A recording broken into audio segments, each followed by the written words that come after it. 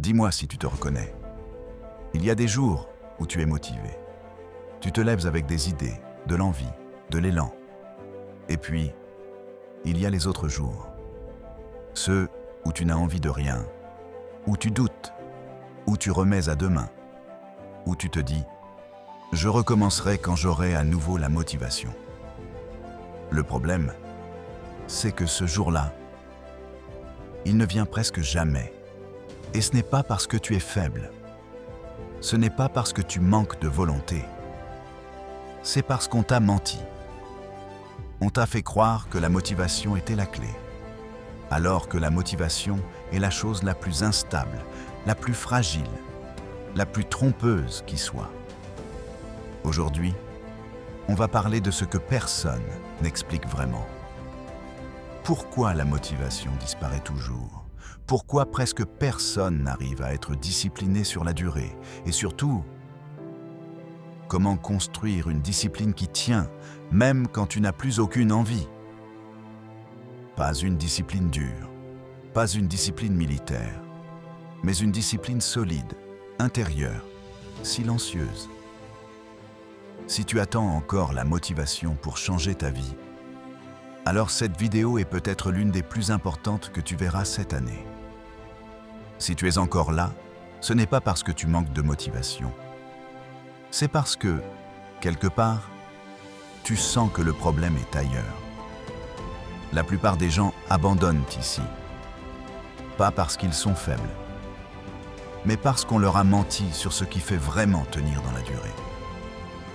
Et si tu comprends ce qui va suivre, tu vas réaliser une chose dérangeante. La motivation n'a jamais été le vrai moteur des gens qui réussissent. On t'a appris à attendre l'envie, à attendre l'élan, à attendre le bon moment. Mais observe honnêtement ta vie. Les choses importantes, te lever quand tu es fatigué, tenir une promesse quand personne ne regarde, continuer quand les résultats tardent. Tu ne les fais jamais quand tu es motivé. La motivation est émotionnelle. Elle dépend de ton humeur, de ton énergie, de ton environnement. Et c'est là que presque tout le monde se trompe. Ils croient que les gens disciplinés sont plus motivés. En réalité, ils ont juste arrêté de négocier avec eux-mêmes.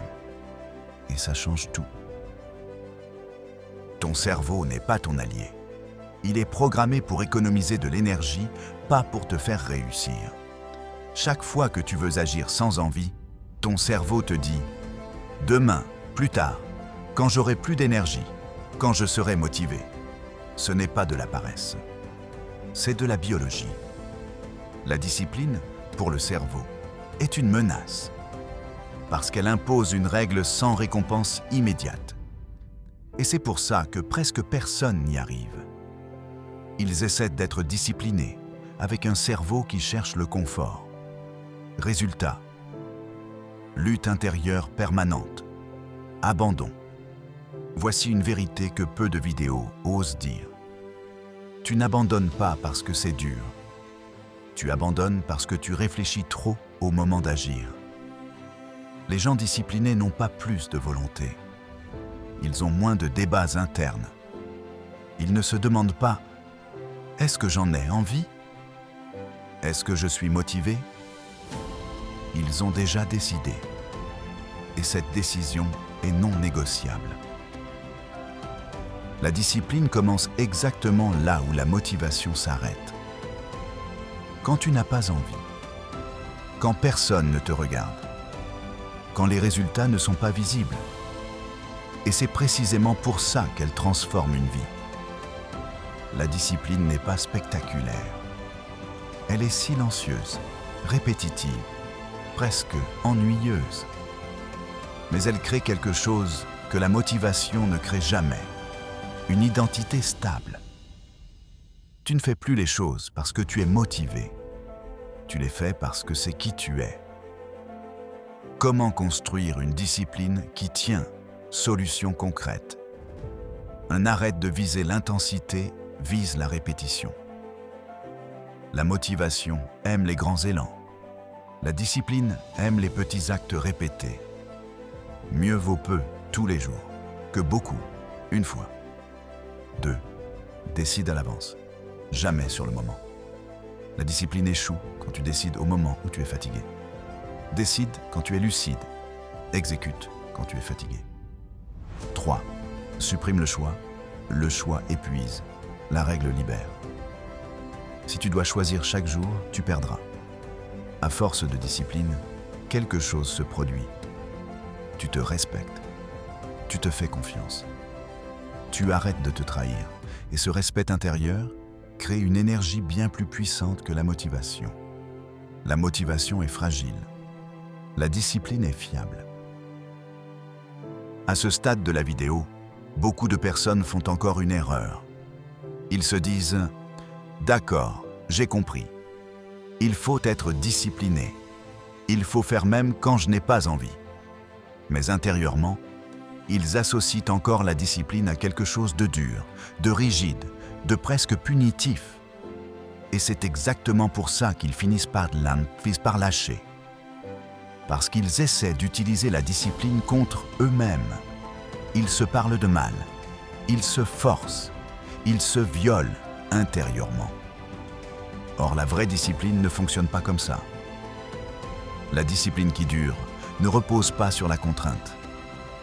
Elle repose sur la clarté. Quand tu sais exactement pourquoi tu fais quelque chose, quand tu sais ce que tu refuses de redevenir, quand tu sais ce que tu veux construire sur le long terme, tu n'as plus besoin de te motiver tous les matins. Tu exécutes. Pas parce que tu es fort, mais parce que tu es aligné. Pourquoi? Les gens confondent discipline et auto-sabotage. Beaucoup de gens pensent être indisciplinés. En réalité, ils sont épuisés. Ils veulent mieux manger, faire du sport, se lever plus tôt, être plus constants. Mais ils vivent dans un désordre mental et émotionnel permanent. Trop d'objectifs, trop de pression, trop d'exigences contradictoires. Alors, ils essaient de se discipliner et ils s'effondrent. La discipline ne peut pas naître dans le chaos. La discipline commence par simplifier. Moins de décisions, moins d'objectifs, moins de promesses irréalistes. Les personnes réellement disciplinées ne font pas plus. Elles font moins, mais elles le tiennent. Voici un point clé que très peu de vidéos abordent. La discipline n'est pas une question de caractère. C'est une question d'environnement. Si ton environnement te pousse constamment vers la distraction, si tout autour de toi t'incite à céder, à remettre à plus tard, à consommer, alors tu ne manques pas de discipline. Tu luttes contre un système entier. Les gens disciplinés ne sont pas héroïques. Ils ont simplement réduit les tentations.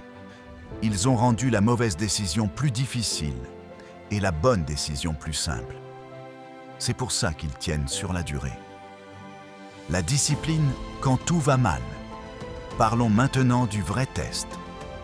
Pas quand tout va bien, pas quand tu es reposé, pas quand tu es motivé, quand tu es fatigué, quand tu es déçu, quand tu doutes. C'est là que presque tout le monde s'effondre. Et c'est là que la discipline prend une autre forme. À ce moment-là, la discipline n'est plus « je fais tout parfaitement ». Elle devient « je fais le minimum non négociable, même petit, même imparfait, mais je ne romps pas le lien avec moi-même ». Et ça, c'est ce qui change absolument tout sur le long terme. À force de tenir, quelque chose se transforme profondément. Tu ne te promets plus des choses que tu ne tiens pas. Tu ne te mens plus. Tu ne te racontes plus d'histoires. Et ce respect-là crée une stabilité intérieure que rien d'extérieur ne peut enlever. Tu deviens quelqu'un de fiable pour toi-même. Et cette fiabilité vaut plus que 1000 élans de motivation. La discipline échoue quand tu veux aller trop vite. Il y a une autre raison, beaucoup plus sournoise, pour laquelle presque personne ne reste discipliné. Les gens veulent des résultats rapides pour justifier leurs efforts. Ils veulent sentir que ça marche.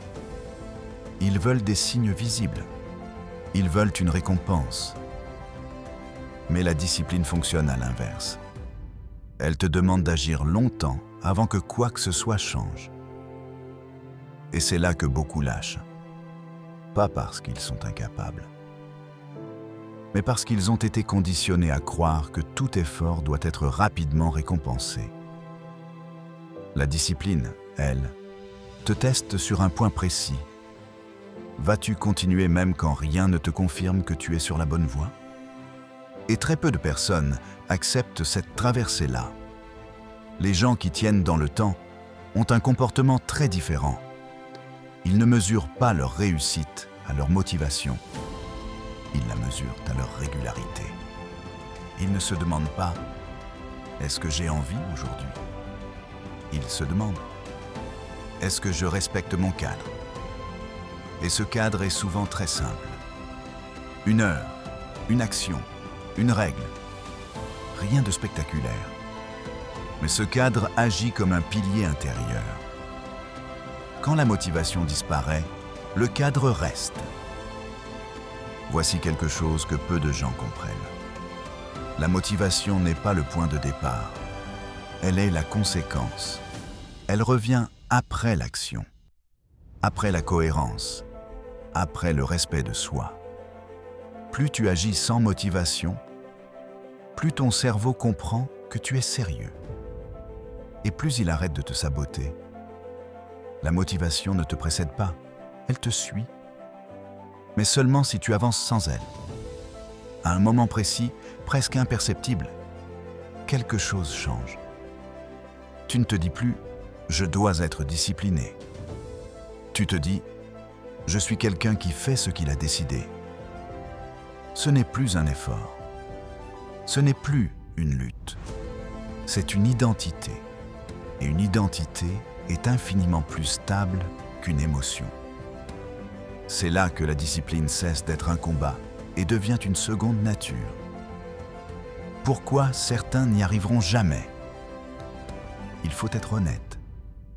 Tout le monde ne deviendra pas discipliné. Parce que la discipline exige une chose très inconfortable. Renoncer au confort de l'excuse. Renoncer à « je n'avais pas l'énergie ». Ce n'était pas le bon moment. Je verrai plus tard. La discipline te met face à toi-même. Et beaucoup de gens préfèrent rester dans l'illusion de la motivation plutôt que dans la responsabilité silencieuse de la discipline. Ce que la discipline t'enlève et ce qu'elle te donne? Oui, la discipline t'enlève quelque chose.